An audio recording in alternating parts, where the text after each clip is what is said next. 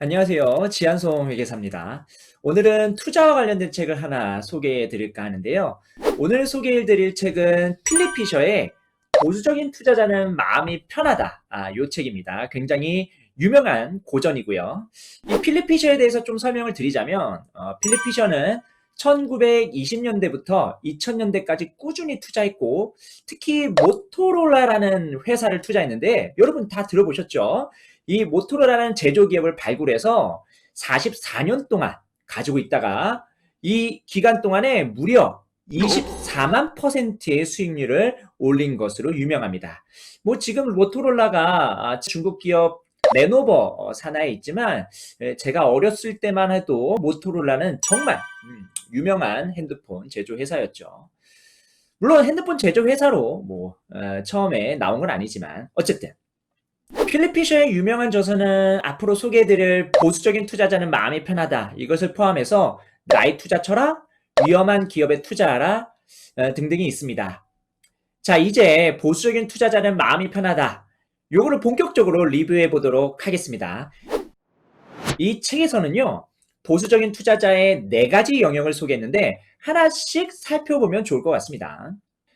먼저 보수적인 투자의 첫 번째 영역을 살펴보면 생산, 마케팅, 연구개발, 재무 역량 이런 것들을 보는 건데요. 먼저 생산 원가는 낮아야 하죠. 낮아야 회사에 돈이 쌓여가지고 외부로부터 조달할 자금을 줄여줍니다.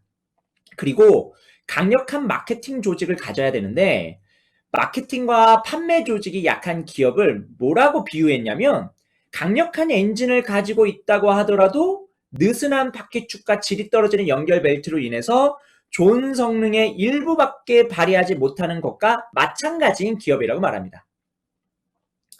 탁월한 연구개발 능력과 기술 역량을 가진 기업은 말할 것도 없고, 그리고 돋보이는 재무관리 기술은 당초 계획했던 이익의 부정적인 영향을 재빨리 알아차릴 수 있게 해준다고 하고요. 비용을 정확하게 계산하면 더 정확한 의사결정을 가능하게 하죠. 보수적인 투자의 두 번째 영역은 인적 요소입니다. 임직원들이 자신의 회사를 일하기 좋은 회사라는 느낌을 받아야 좋은 회사이고요. 임직원들이 세상은 그 어느 때보다 빠른 속도로 변하고 있다는 사실을 인식해야 한다고 말합니다. 이 책이 1970년대에 쓰여진 책인데도 불구하고 빠르게 변화에 대처하는 것이 얼마나 중요한지를 피셔는 미리 알고 있었습니다. 특히 필립 피셔는요. 그 회사의 기업 경영진을 꼭 잘 봐야 한다고 강조합니다. 필립 피셔의 또 다른 저서 나의 투자 철학에서 기업 경영진을 잘 살펴보지 않고 제약회사에 투자했다가 실패한 그런 경험을 또 얘기하고 있거든요. 보수적인 투자의 세 번째 영역인데 바로 기업의 본질적인 성격입니다. 여기서는 수익성에 대해서 얘기를 많이 합니다.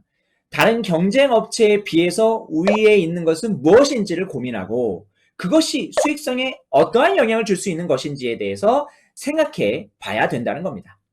1등 기업이 왜 1등 기업일 수밖에 없는 이야기에 대해서도 피서의 생각이 나오는데 실제로 1등 산업은 계속 바뀌잖아요.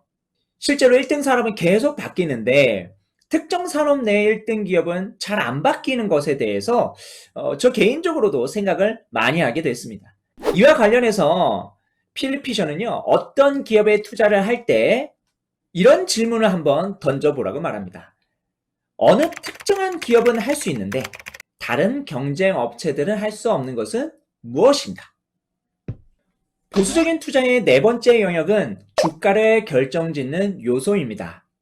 실제로 여기서는 증권가에 대한 이야기를 많이 하거든요. 주가에 영향을 주는 요소들은 굉장히 많을 거예요.